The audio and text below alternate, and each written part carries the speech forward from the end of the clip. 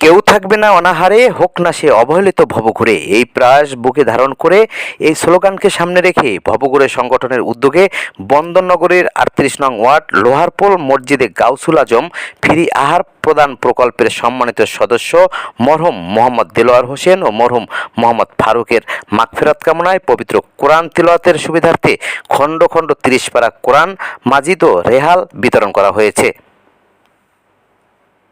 এ সময় সংগঠনের সদস্যরা জানান, মসজিদে আগত মুসল্লিদের কোরআন তিলাওয়াত সহজ করতে এবং দ্বীনি কার্যক্রমকে আরও উৎসাহিত করতে এই উদ্যোগ নেওয়া হয়েছে।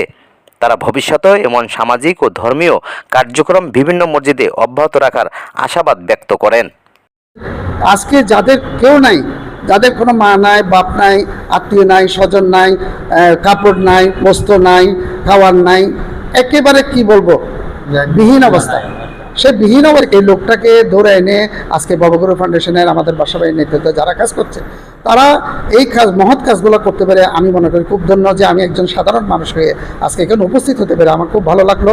আমি তো বাসাবাড়িকে বলছি, আমরা যেরকম এটা বিভিন্ন জায়গায় কোরআন ডিস্ট্রিবিউশন করতেছি, আনপাড়া ডিস্ট্রিবিউশন করতেছি এবং মানুষের জন্য কিছু করছি, চেষ্টা করছি।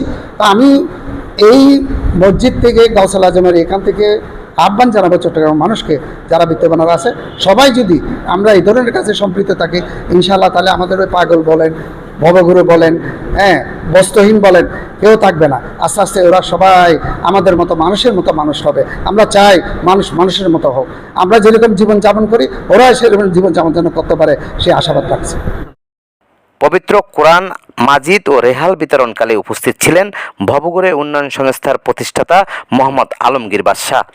সেই মানসিক ভারসাম্যহীন ভবঘুরেদের জীবন মান উন্নয়ন ও তাদের স্বাভাবিক জীবনে ফিরিয়ে দিতে, তাদেরকে মানুষ হিসেবে পরিচিত করতে আমাদের এই প্রয়াস। তো আমাদের মধ্যে যারা সদস্য ছিল আমাদের এলাকারই দেলোয়ার হোসেন, যাকে আমরা সাধারণভাবে পাগল বলি আর কি, আর ছিল ফারুক মাইজপাড়ার। তো তারা মৃত্যুবরণ করেছে, তারা জীবনযাপন করে নাই, তাদের ছেলে সন্তান নেই। তো তাদের নামে উৎসর্গ করে পবিত্র মাহে রমজান, কোরআনের মাস, রমজানের মাস, কোরআনকে সর্বোচ্চ সম্মান করার মাস, এই সুবাদে আজকে আমরা মসজিদে গাউসুল আজমে এই অনুষ্ঠানটা উদ্বোধন করেছি। এলাকার নগরীর বিভিন্ন গুরুত্বপূর্ণ মসজিদগুলোতে আমরা খণ্ড খণ্ড 30 পারা কোরআন মসজিদ বিতরণ করব রিহাইল সহকারে।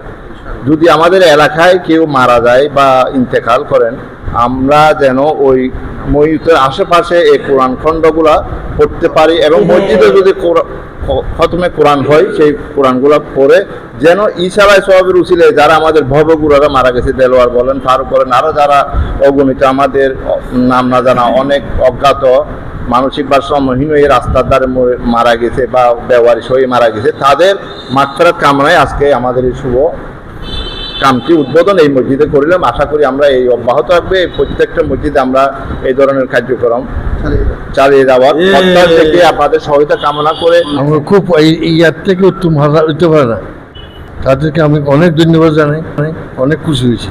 আজকে আসলে এই মহৎ উদ্যোগ নিয়েছে আলমগীর ভাই, সেটাতে আমাদের এই গাউসুল আজম মসজিদের পরিচালনা পরিষদের সবাই খুশি, আমরা খুশি, এলাকাবাসী সবাই খুশি।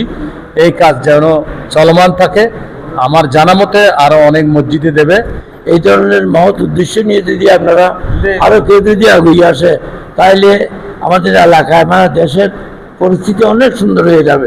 অসহায় গরিব মেহনতি মানুষের যে একটা উদ্যোগটা নিয়েছে, এটা আমি জেনে আমি অত্যন্ত আনন্দিত এবং গর্বিত। এবং পাশাপাশি তাদের এই মহৎ অনুষ্ঠানকে আল্লাহ পাক রব্বুল আলামিনের কাছে এই প্রার্থনা করি আরও যেন ব্যাপক আকারে হয় এবং সারা বাংলাদেশে এটা যেন ছড়ে পড়ে।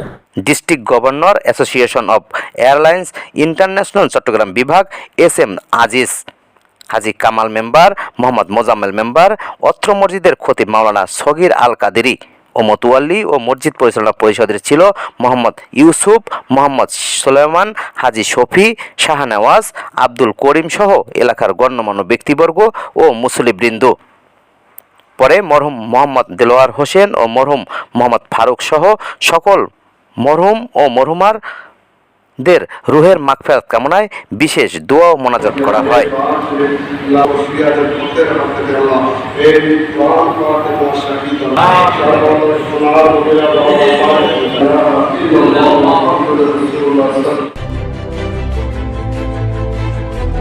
সিক্সটিন বাংলা টিভি, আবহমান বাংলার